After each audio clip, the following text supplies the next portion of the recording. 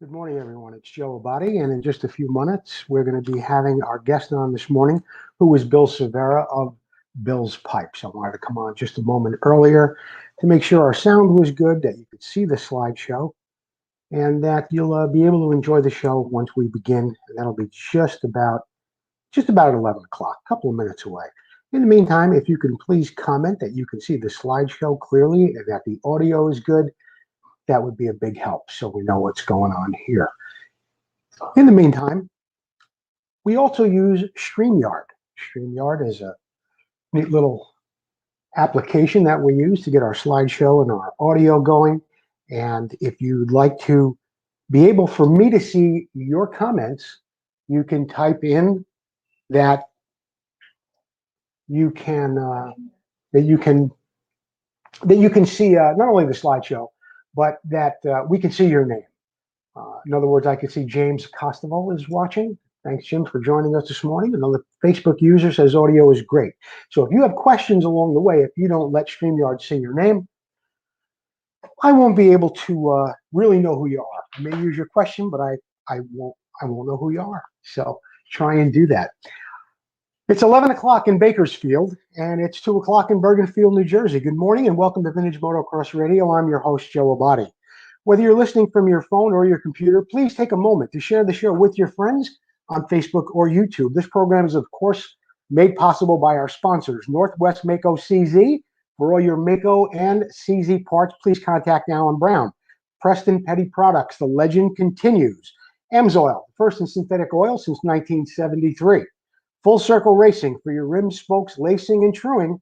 For vintage and modern bikes, please see Full Circle Racing.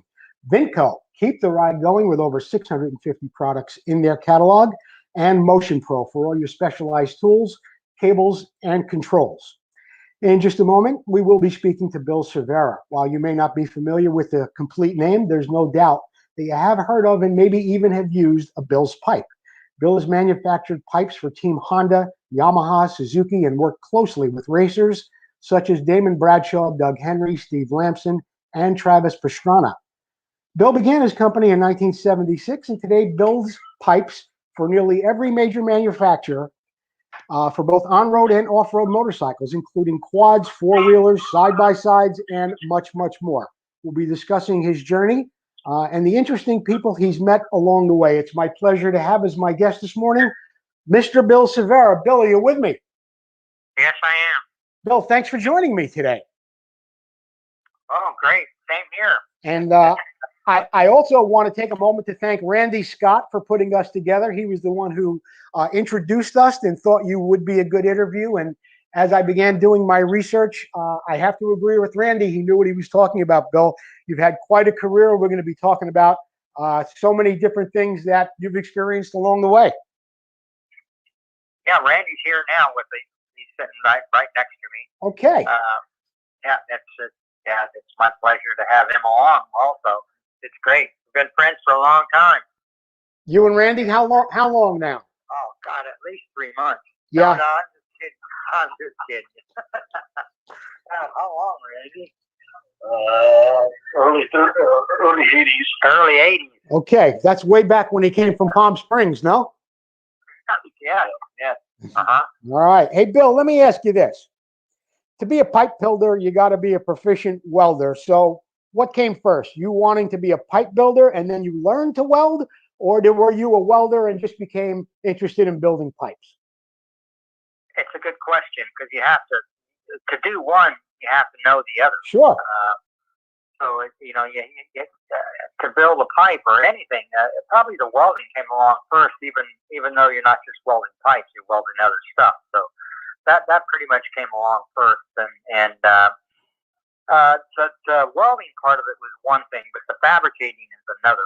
I had a job working at J&R, which they had the equipment to do it, and I learned how to do all that stuff.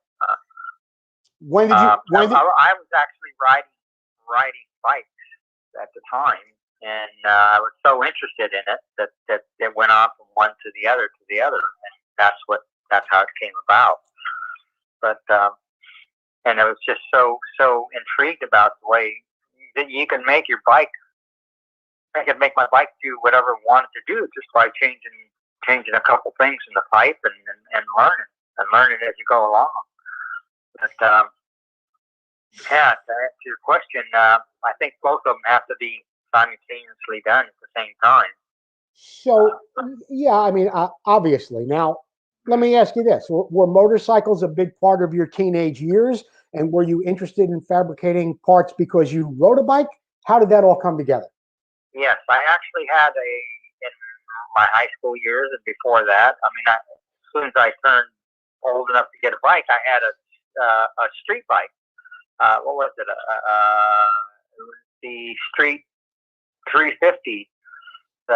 And I had, Scrambler? Yeah, the Scrambler, the 350 Scrambler, Honda Scrambler. Okay. I had one of those, and I would take it off road a little bit, but mostly I rode it on the street, and of course you make friends as you go along with the same kind of bike or the same thing. You do things together, and it was fun as we went along, even through high school. And so that being said, you learn about bikes and you learn about everything as you go along, and then later on, of course, the job came and was forced into working at it, working at building pipes and learning about it, and I was doing a lot of at the time. Let me go back here a second here. At the time, the AMA had a rule that, and I enjoyed dirt tracking. Mm-hmm. So because that was really popular in our day here, and we had, even where I'm at now, we had Corona Raceways, which was, a dirt track, and Elsinore Raceway, which is a dirt track, and so you could go to the local racetracks, and it was fun. And so then AMA came up with they had a rule that if you rode a big Harley, which was the big class, in order to get national points, you had to ride the small class too, which was the short track class, which was a 250 two-stroke. So you had guys like Kenny Roberts, Wayne Rainey, Eddie, all the champions. Everybody had to ride a 250 along with the big 750s to get the points to be able to have a national number. Yes. So that being said, you had to have that class, and that was right up my alley. Then I started making stuff for 250s and stuff, and pipes because they were all two-strokes. Now, what year was it, Bill? What year was this? What year would that be? That would have been when Early 70s. It had to have been the early 70s. Right before Kenny's career and Rainey's careers really took off. So you're at J&R building pipes, and then you start building them for flat tracks and two strokes. How long were you at J&R? I was at probably J&R maybe 5 or 6, probably 8 years or 5, 6, 7 years. So yeah, something like that. And then what what happened is, I was back doing the fabricating part, making all the cones for them, running the cone machine and doing this, and I was so interested in it that I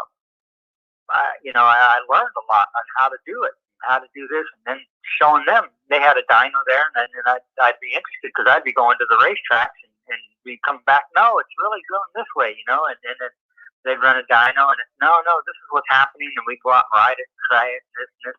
But back then, the street bikes were two strokes. They had the triple, the Kawasaki triple. Sure, the H1, the H2. H2, right? So all that was really popular, and they were making a lot of two-stroke pipes for that, and I step forward a little bit here. Yeah. In Japan,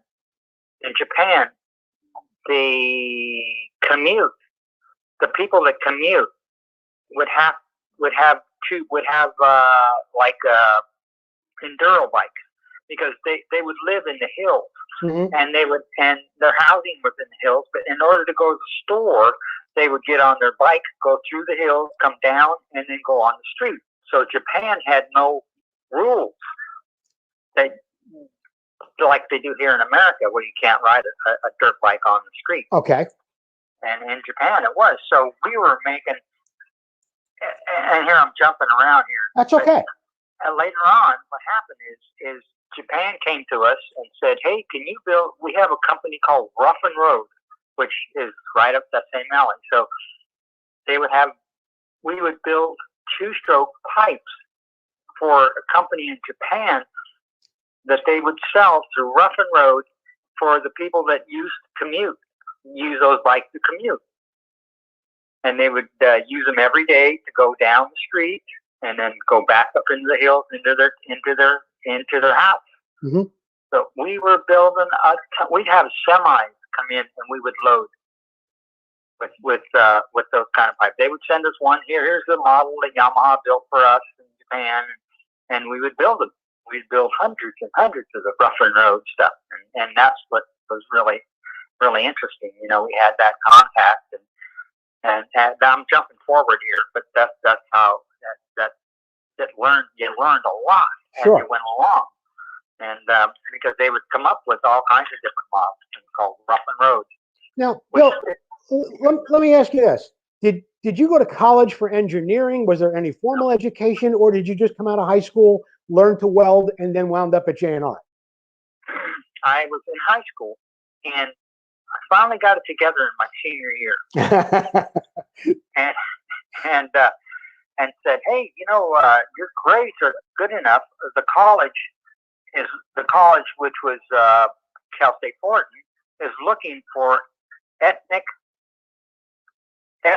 people, minority ethnic people with that name, and they were going to give them a scholarship for 2 years to go to Cal State Fullerton. They were passing that on. They said, your grades are good enough.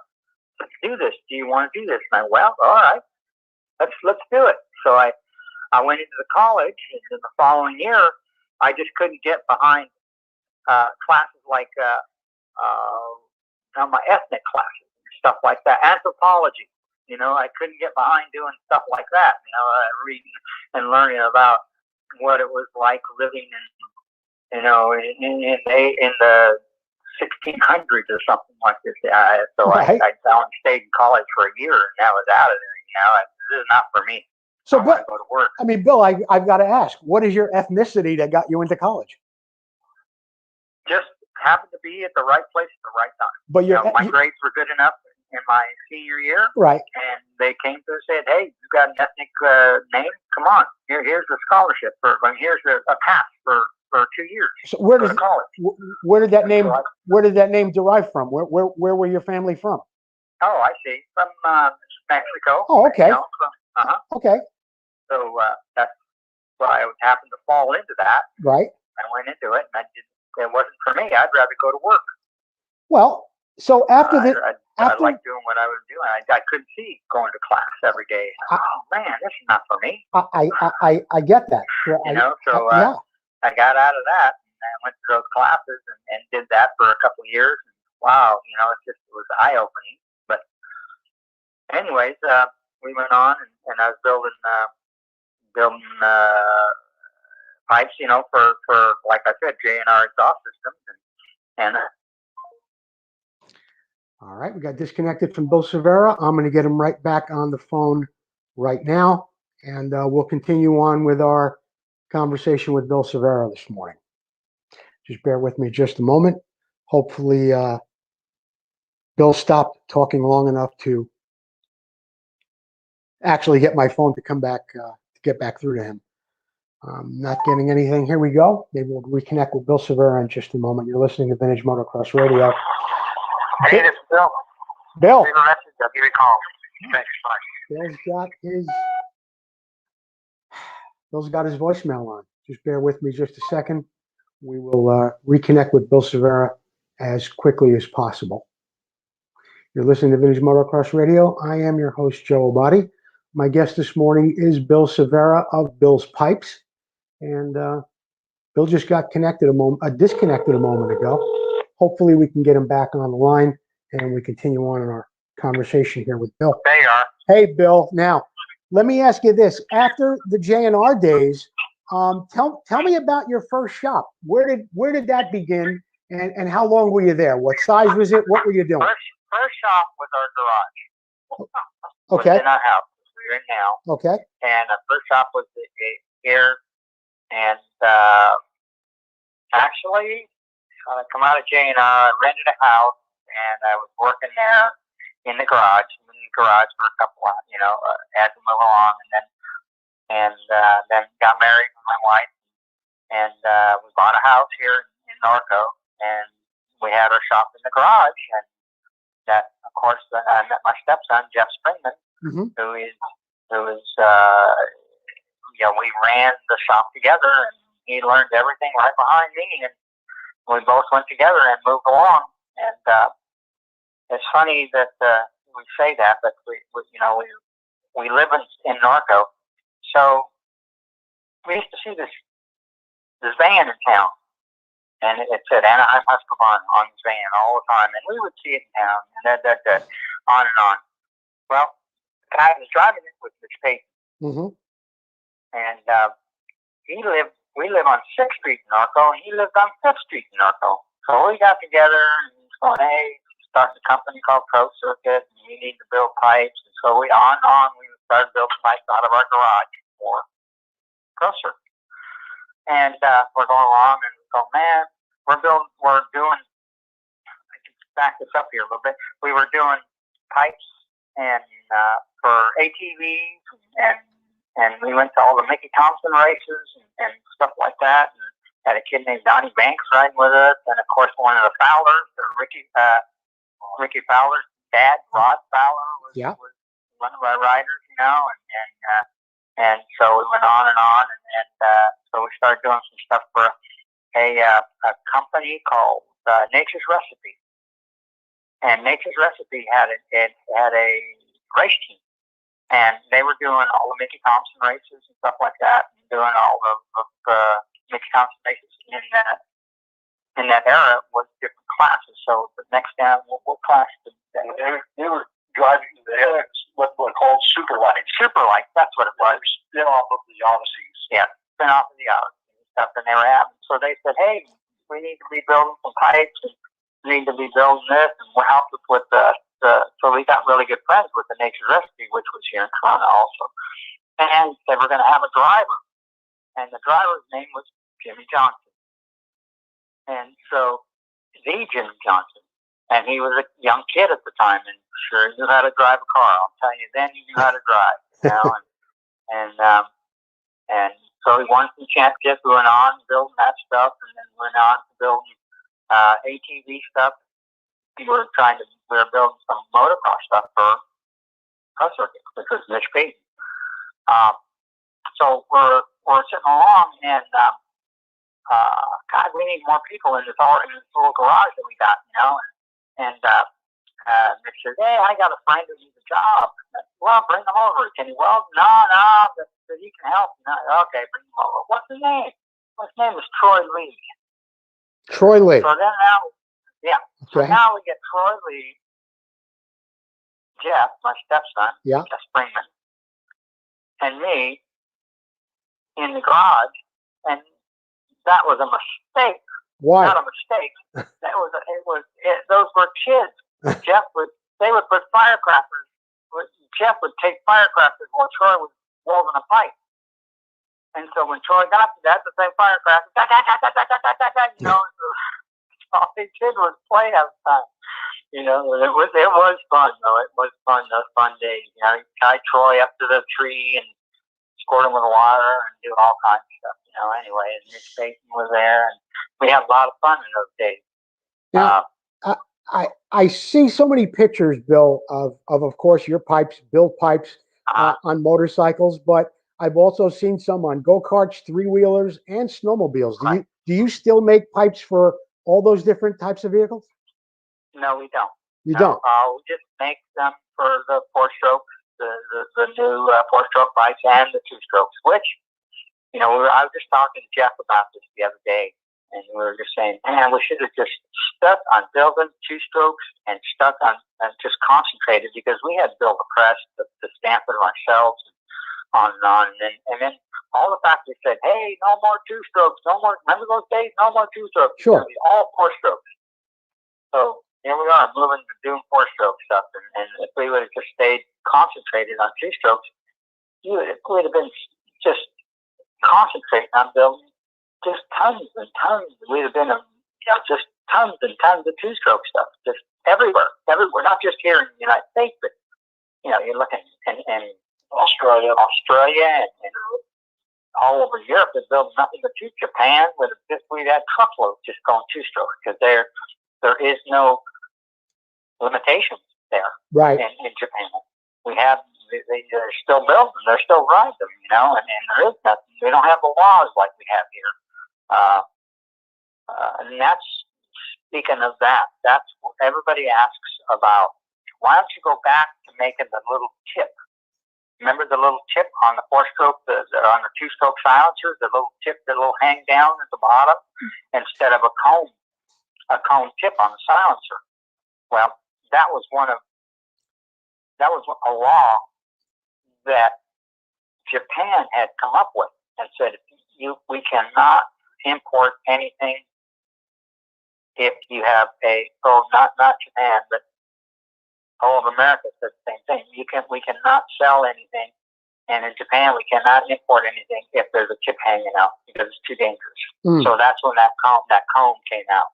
That coned in cap came out. Okay. And so that's what everybody had to go to. Now everybody's all cone. If you look at everybody's silencers, they don't have a tip hanging out because of that. And but they can still sell them. I think you can still sell them in Japan.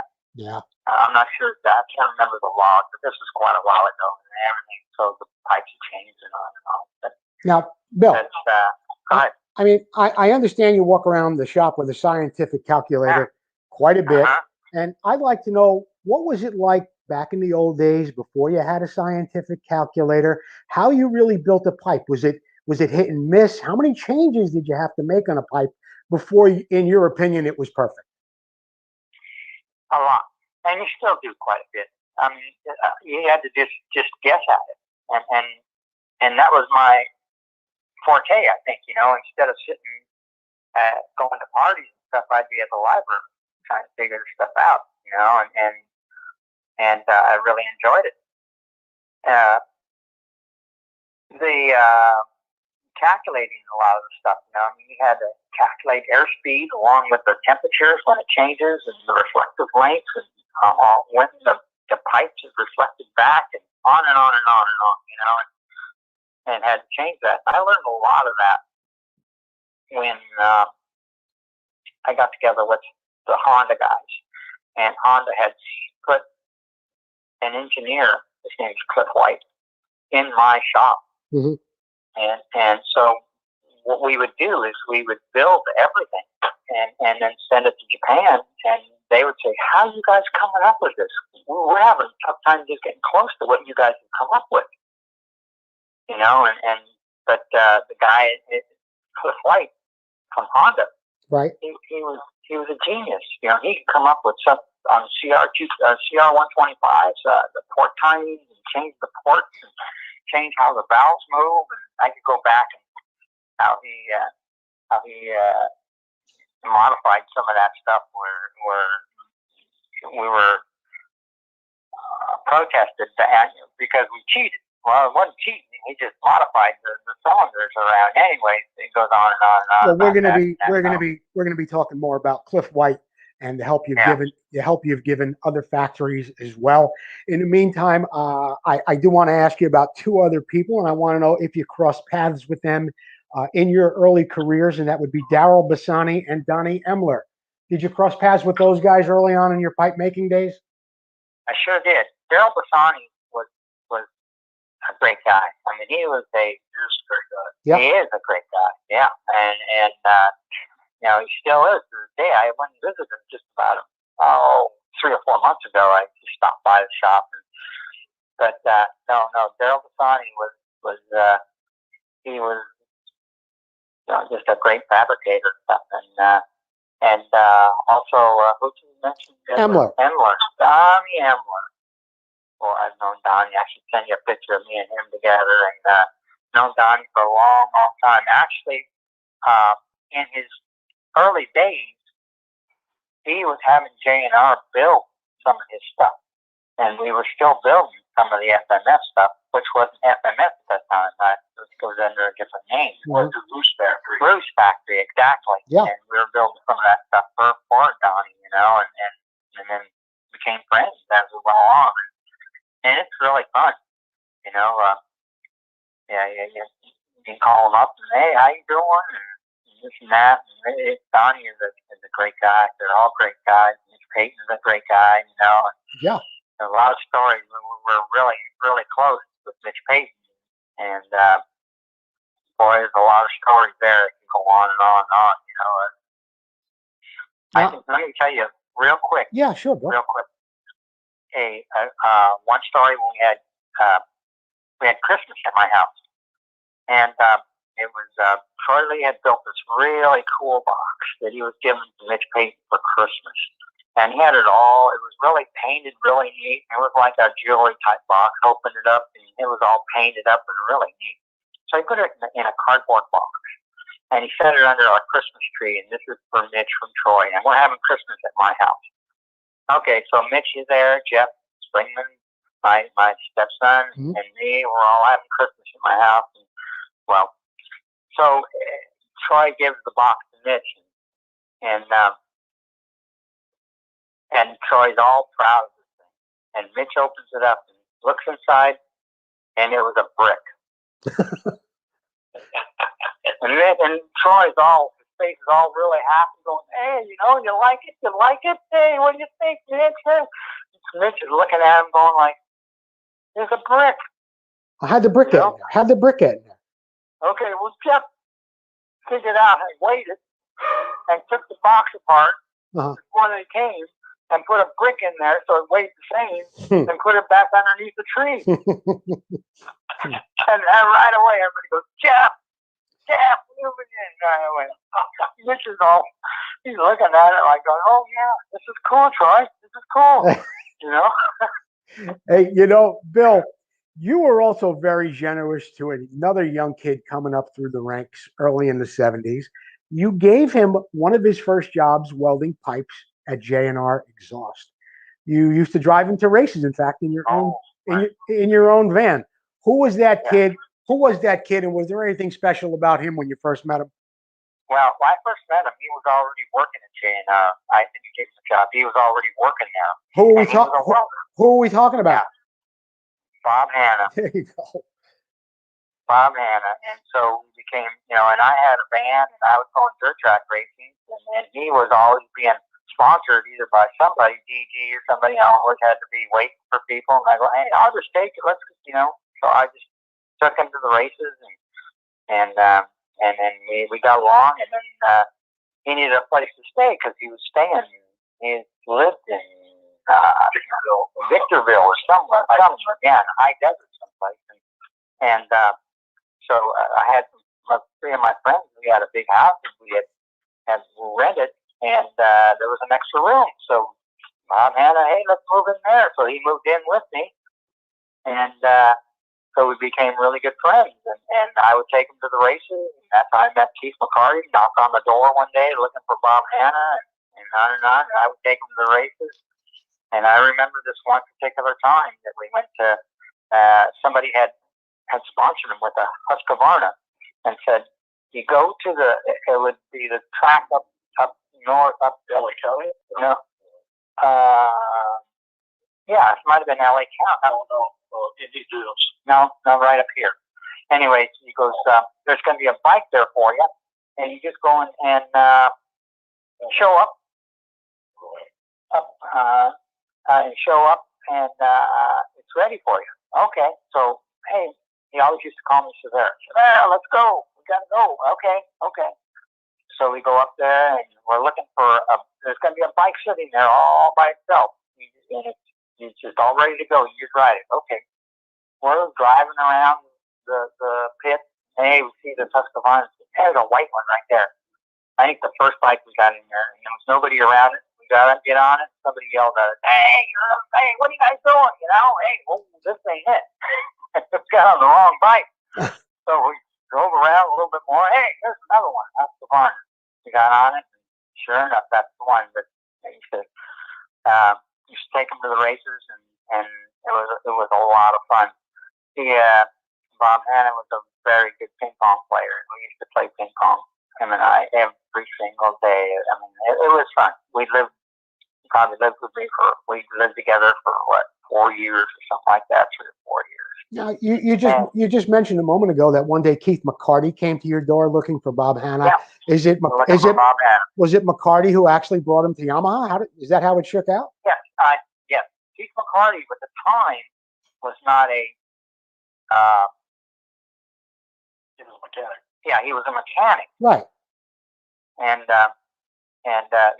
they'd knock on the door looking for Bob Hanna to talk to, and on and on and on. And you know, we'd see people like that time at Keith McCarty, and on and on. There was just, you know, you go to these different people, and the guys at DG, you know, and everybody else that went along with it. That's how it was really, those days were really, really interesting, and they were fun. Yeah, there's no doubt. Sounds like it was. Days as you moved along. Yeah. And then our pipe career came along, you know, building pipes, building this, and doing a lot of two-stroke stuff. Like I said at the very beginning, when AMA came up and said, you guys have to ride both classes to get the national points. Well, so then you had all big guys riding 250 two-strokes for short track racing. Mm-hmm. And to get the points. So you had Cheney Roberts riding 250, Wayne Rainey, Eddie Lawson, you know, Hank Scott, Gary Scott, all the Scott brothers, everybody, all the, you know, they had to ride to. So I ended up meeting all these guys only because that's the way it had to be. Sure. And Steve Eklund, it just goes on and on with all the guys, you know, and Jimmy Police. Oh my God, that's another. You know, he lives in San Jose. When we went to San Jose one time, that was a party and a half. It was fun. Anyway, and that's how it went. So the two strokes kind of it was shoved in our face. So we had to build them. Had to do it. You know, and that's how you met all these guys. And it was a lot of fun at the time. You know, you mentioned Wayne Rainey and Eddie Lawson. Let's talk about your time with working with Dennis Mahan at Kawasaki, and what happened between Wayne Rainey and how Eddie Lawson got a ride. I think you had your hand in something over there too. Yes. Actually, Dennis Mahan, I think still to this day lives here in Norco, and I think he lives on 6th Street or 7th Street. I live on 6th Street. I don't think he lives in the same house. Anyways, Dennis Mahan had, let me back that up. Let me remember that.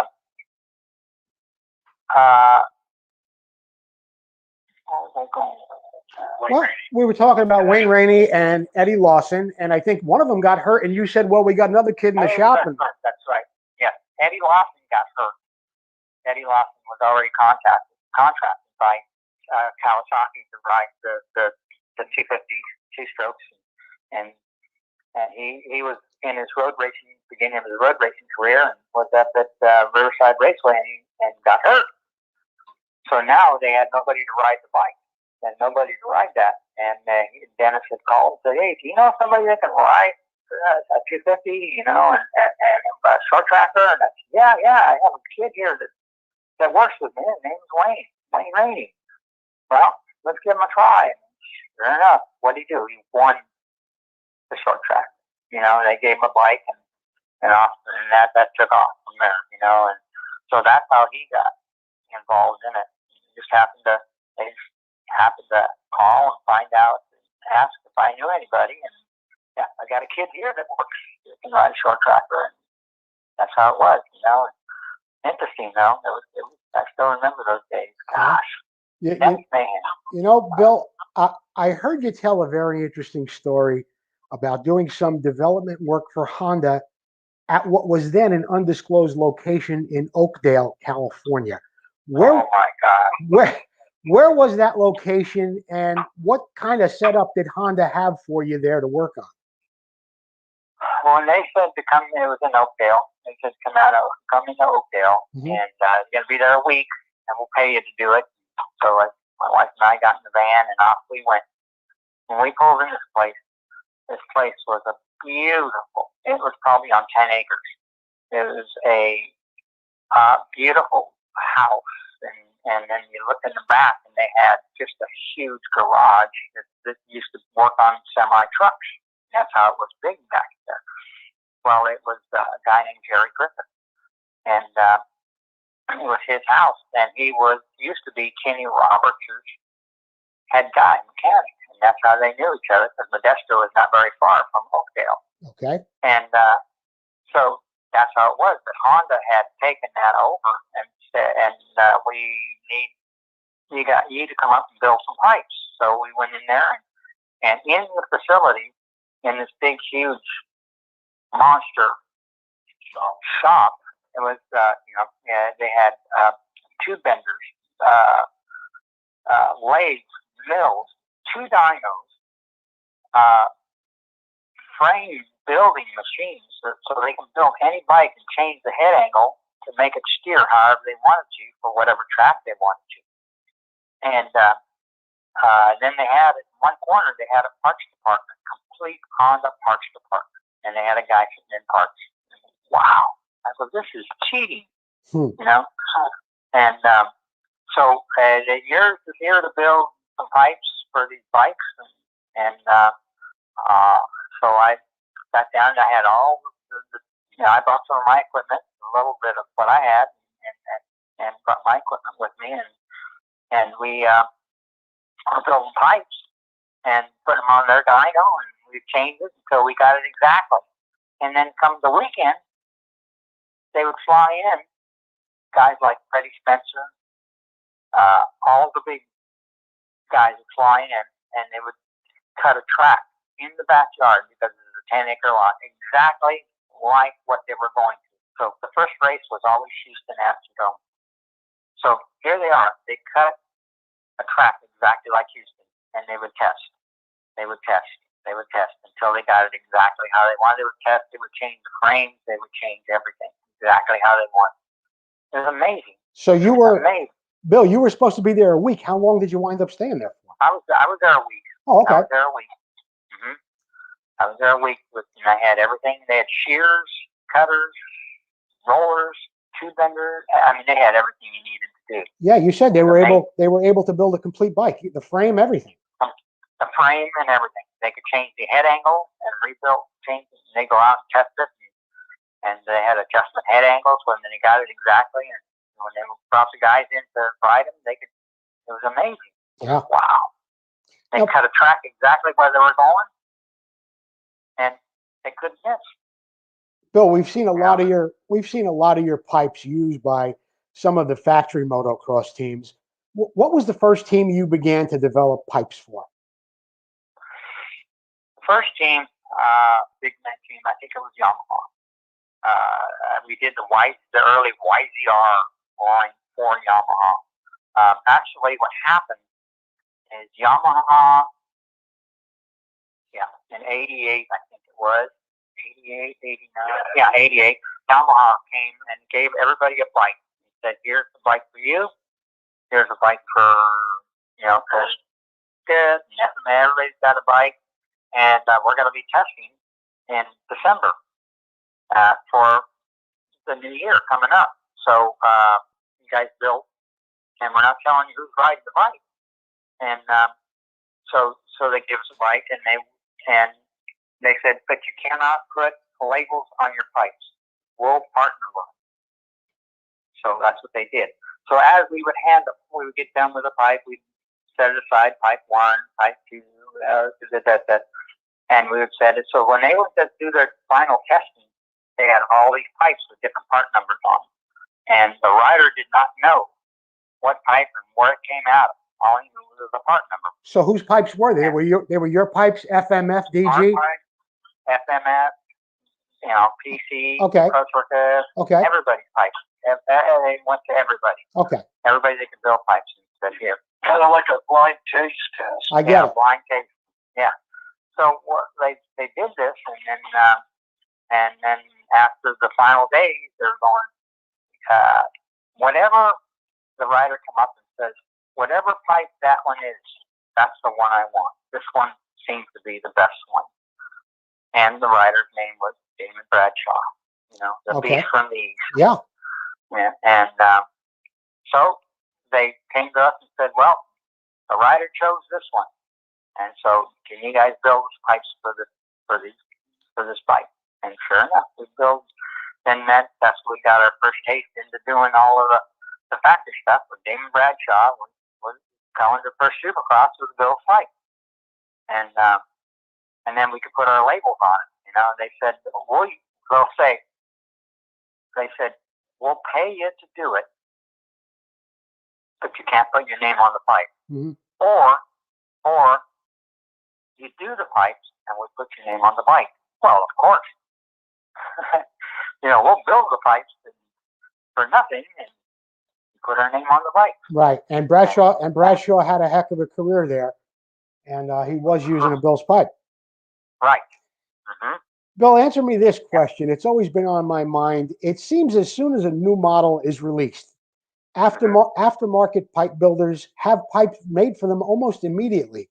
Walk me through the process of how you begin developing a pipe so early for a bike that really isn't even in a dealer showroom yet. That's a good question, because some of the guys just got something out there that would fit, and that's up and bam, and they would market it. You know, whether it works good or to its best capacity or not. I mean, the thing to do is to get it out the market, be first on the market to get it, and then they figure out, and then they'd have to go back and do work and get it to work good. Huh. A lot of guys did that, you know, just get it out there, get the picture, and you would see one right off the bat. Wow, how'd they come up with that? We barely got the bike. Yes, you know, they got it on there and took a picture of it, whether it works or not, and then they go to work on it. You know. So when you get a bike like that, and let's say you're not, you know, you weren't the guy that did it that way, but so right. Eventually you get that bike in there. What do you do, Bill? Put it on a dyno and then figure out what changes you're going to make on the pipe to get more horsepower out of it. How does it work? Where do you begin? Yeah, well, we get the information from the factories first, the bore stroke, bore timing, all this and that, see how close it is to what we were using.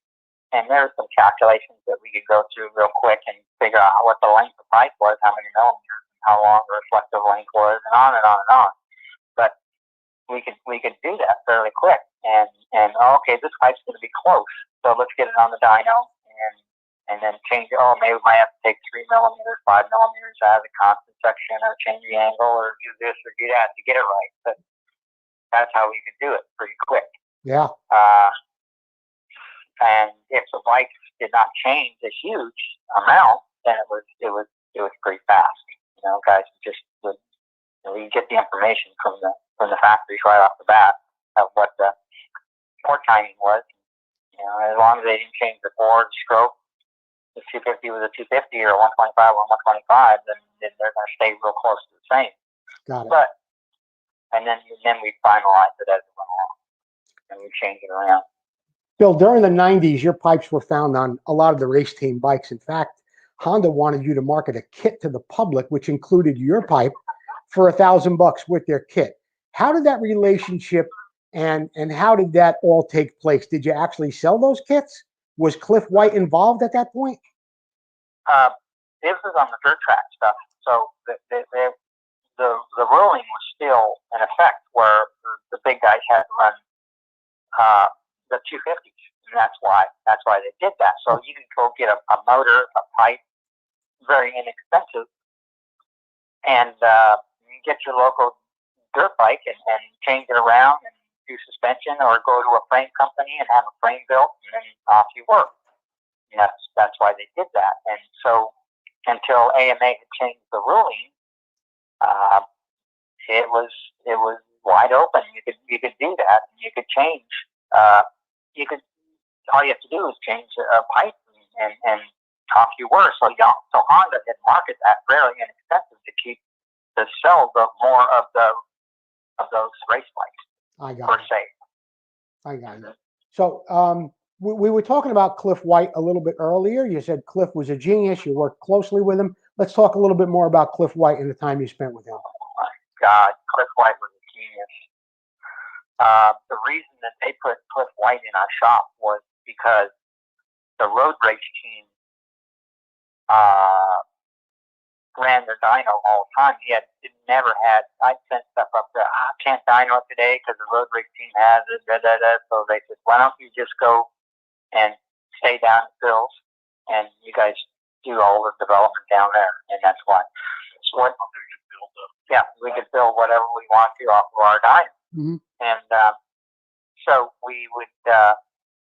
Whatever he came up with, he came up with some pretty neat stuff, and they would send it to Japan and get it back, even the cylinders and stuff like this. It was, I don't know if you, gosh, I can credit this to him. If you think back in, forget what years they are, but they had on the 125, it said CR on the side of it, had a little, on the side of the cylinder, it had a little plate that said, I think it said CR on the little side of the cylinder. Well, we found out through Japan that little plate held the valve, stopped the valve from going out. So he would design a different plate with a deeper inlet and would let the valve go out further. So it looked like a stock bike when he went out there, but the port timing was changed just by changing that. It was amazing. He just come up with some neat stuff, Yeah. And he'd send it to Japan and they'd send it back and say, here you go. And wow, and you could see it on the dyno. And then that being said, we had a water brake dyno at the time, not a computerized dyno. We had a water brake, so you had to write all the numbers down as you went along. And the thing to do is to run the dyno backwards. I think you might have gone to this. What we did is, because even on the new dynos right now, the eddy current, we have a new dyno right now. We have an eddy current dyno that goes, you just put the bike up there, and gives you all the information. Sure. Well, when you're going forward like that, you have inertia that's going to the next RPM, to the next RPM. And the higher you go, the bigger, the more inertia you have, the more horsepower you're going to get. So all you got to do is put a bigger wheel on the back. If you're running off a wheel or a chain, change the gearing, and it would change that. So those ratios. The ratios, or send you back different numbers. And these are bigger numbers. So it's really not. It's really not true. It's not fair.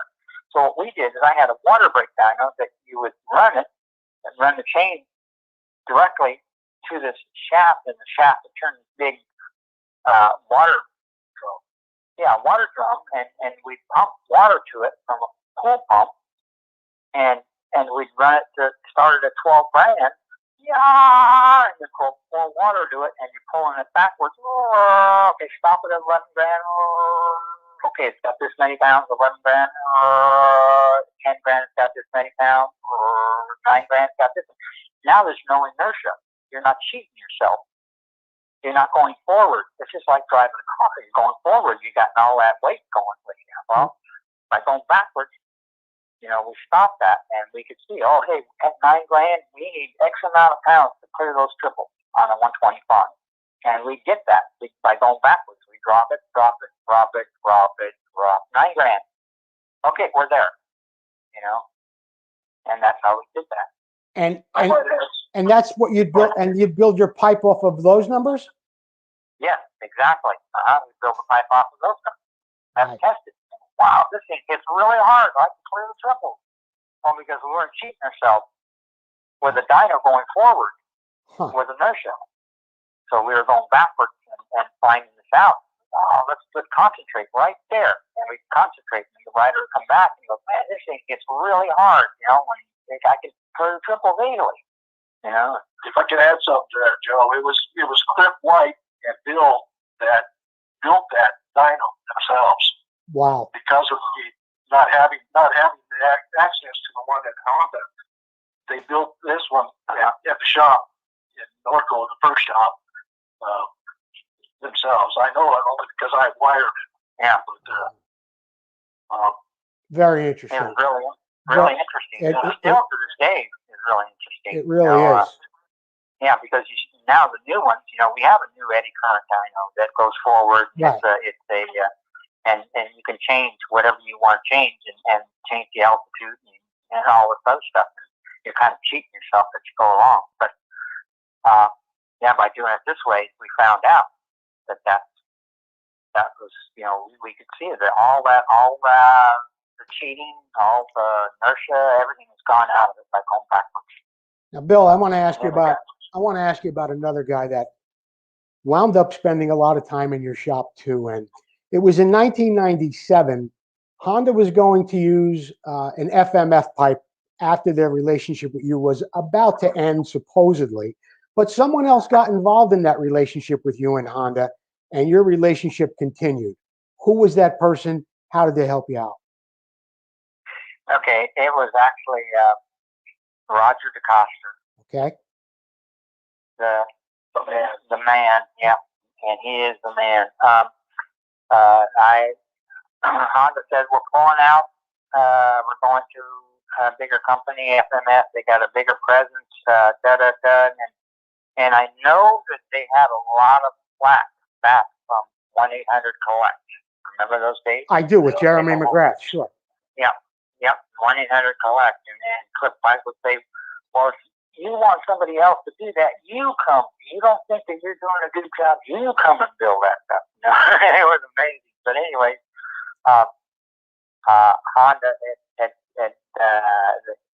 we're moving on to a bigger presence. We're moving on. They got a bigger truck. They got a bigger presence. We're going to move there. Well, so I guess, all right. Here we are. And the next day, we get a phone call, and it is, speak with Bill? And he said, yeah, this is Bill. Bill, this is Roger Costa, And I said, oh, Roger, how are you? He goes, well, I'm on a plane on the way to a national, and I just heard that Honda had pulled out. Right. And I said, yes, you have. He goes, well, don't talk to anybody.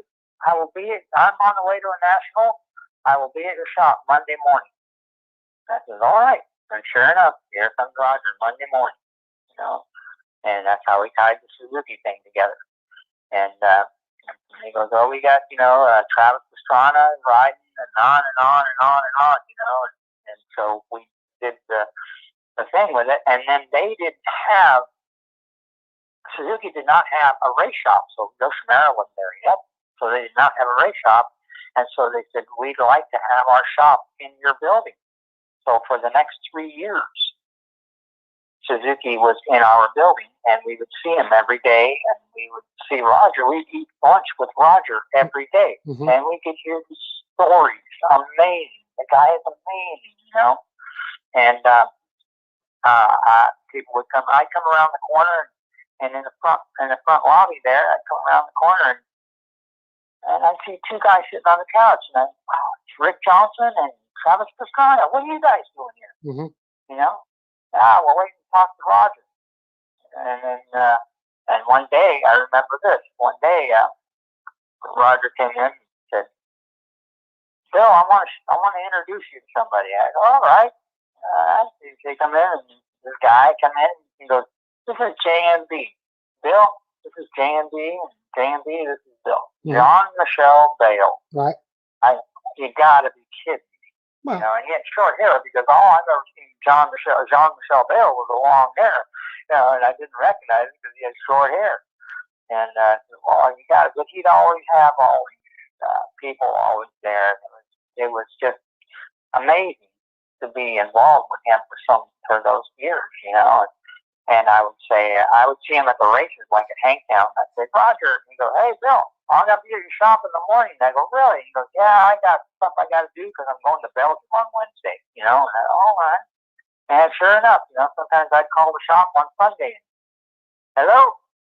Somebody answered the phone. Hey, Roger, what are you doing there? Oh, man, I got work I got to do, And then yeah, I understand. I understand till this day at KTM and any place he's ever gone. He's very hands-on. He's a very talented machinist, and he has so much to do with the inner workings of the bikes and giving so much feedback and working very, very closely with everyone on the team. So tell me this then, Bill, what other teams were you a part of, and did you just supply pipes, or were you deeply involved with other teams as well, other than Suzuki and Yamaha? We had Suzuki and Honda, and then we did the Yamaha thing. But that was pretty much all we did, all of the teams. We had some other smaller teams, that, Mhm. that you know, we help along and support stuff like this. And my stepson Jeff, he was getting very talented at building pipes, and so you know he would have individual riders and stuff like that, and he was always in the shop doing this stuff, and that's who's running the shop now, is Jeff. Yeah. But no, pretty much that was all the big teams that we had, and boy, we learned a lot in those days. You know, learned a lot. You know, Bill, it's funny. We're talking about you developing so many things for race teams, working with people like Cliff White and Roger DeCosta. I'm going to take it down quite a few notches now, and I'm going to ask you this. You know, Facebook and social media in general has created more armchair engineers and mechanics than any other time in history. You can ask a question to 10 guys, you get 10 different answers. Now, I want to ask you this. Today, people are powder coating, they're ceramic coating, they're nickel coating, they're doing all kinds of things. In your expert opinion, what is the best coating for a pipe, or should it be bare metal? We've done all that. And I completely understand, because I have arguments with some of the guys on Facebook. Oh, you guys are crazy. You guys never look. Go to the library. Right. You know? So what's the best thing to have on there, Bill? The bare pipe is the coating is the best. You don't want to coat the pipe on the outside because you're going to hold the heat in, Mm-hmm. and the heat is what makes that wave move through that pipe on Mm-hmm. the inside. Now, that being said, your next question is going to be a cone pipe or a stamp pipe, Yeah. which would be the best. Yeah, let's talk about that too. Stamp pipe is definitely the best because the wave follows the walls. So every time it sees a little ripple in a well, it slows it down. And so the cone pipe, the stamp pipe is definitely, you know, the dies are really good. The dies are smooth. That wave through there is going really, really fast. The speed it needs to be was, way more efficient than a cone welded pipe, because when you weld it, you know, you're cutting and putting cones together, you're welding on the inside. That thing's hitting all the waves hitting every one of those ripples. Right. So that in turn is why we came up with the cone look pipe. It's just a weld on the outside of it, and still the inside of it is smooth. So cone pipes were really developed during a time where guys had to make pipes on the fly, so to speak, and they look trick, but they don't perform as well as a stamp pipe. Is that what you're saying? Exactly. We used to do the stuff when we did stuff for the factory. We would make a cone pipe, and then once we got it pretty good, we would go in. Actually, the way to make the pipe is backwards. Meaning? So, meaning you go back in there and you pound the inside of it with a mandrel as you move along backwards, and then you go, because you can't go forward. You can go backwards, you know, and you pound the inside of the rear cone, and then you go to the next side and you pound it. Make it pound the inside of it as Right. you go back. As you go backwards, you can run a mandrel on the inside of it and pound that weld down. Mm. You see what I mean? I see exactly what you mean. Of course. Couldn't do it forward because the mandrel wouldn't fit in there. You know, you can go so far and then do two pieces. So some of these guys, like you said, the armchair engineer guys, you know, the way to do it is, you know, if you're going to make a hand cone pipe, is to build them backwards. Right. And then I get in arguments with some of these guys. Like, you guys haven't got a clue. Gosh darn, you know, look at some of Einstein's theories, you know, and reflective lengths and you know, on and on and on. Will tell you exactly what's happening inside, and that wave has to come back, and what the pipe actually does is, the reason that rear cone is like that is because it turns around and pressurizes the pipe and pushes the unburned fuel that's spilled out of the port, Mm-hmm. out towards the pipe, and then the pipe pushes the unburned fuel back in before the piston closes again. That's why the dome pistons are like that. Ah. You see the dome piston? Yeah. So the pipe pushes that. So you have to have the pressure right in that pipe to push that unburned fuel that's been spilled out, and it pushes back up just before the piston closes and recombustion. You know, and then you make the pipe really efficient. Got ya. So, Bill, tell me this: what's the average horsepower increase by adding one of your pipes to a stock bike? Sometimes not a lot, sometimes just a little, but it's the way it makes the bike run. Some guys like, oh, this has a little bit more hit at the bottom and gets them out of the corners faster. Or this, you know, or on and on. Sure, it shines off a little bit on top, but we can, you know, gear differently to compensate for that. And it's just sometimes, you know, sometimes it's a couple horse, matter of application. You go out and test ride it, get the test rider. Now, you know, this one does this one does this one does that. And sometimes it's not a lot. So when a guy sticks it on a regular dyno and sees, oh, that thing's only got a quarter of a horse, but if you look at it, how much pressure it has down below, you know, how much torque it has, and how much this and that. Boy, this thing's going to get you out of the corners a lot faster, and it'll get you better starts, and you're off. I got you. Hey, Bill, do you ever recall, or do you recall the biggest change in horsepower or difference? In other words, what bike maybe that you had a stock pipe on it? You took the stock pipe off, put your pipe on it, and had the biggest gain. Do you recall over the years what they may have been? No, they vary. Okay. You know, they vary, and sometimes it's just the way that makes the bike run. Right. You know, sometimes there is no bottom end to this thing, and then you got to clutch it to get out of the corner. And sure, there's a lot of horsepower on peak power, but it doesn't do you any good because it takes a long time to get there. Got you. So sometimes it's just taking that peak horsepower, dropping off a couple horse off the top or the peak, and putting it down there somewhere where they can accelerate faster. Right. Hey, Bill, do you have any idea how many bikes you make pipes for at this time? No, I don't. No different. I don't. I mean, is it 50? Is it 100? Oh, for different models? Yeah. Probably 50 to 60 different models. Yeah. And how far back do you go?